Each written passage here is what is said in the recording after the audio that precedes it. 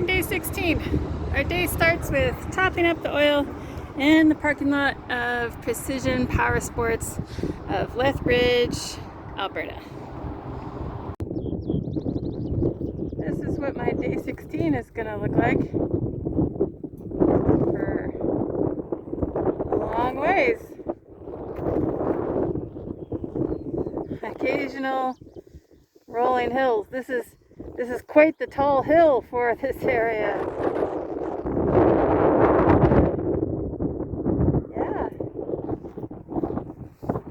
Yeah. Oh, my butt's sore.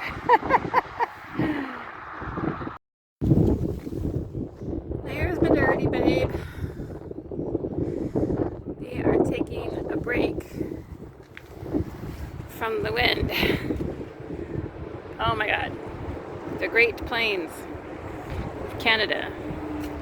It's like riding in like that, you know, gonna lean into the wind. At least it's not going flipping back and forth. It's just a single direction. Sorry, no great view behind me. Just at a gas station.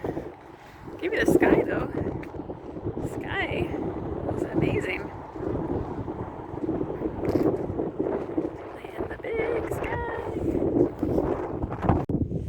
End of day 16. Motel again, because it's late again, because it was a long ride today. And oh my God, the plains, the Great Plains. I saw pronghorn sheep today, and they were wild looking. I thought maybe something had escaped from like a safari park. Man, they are wild.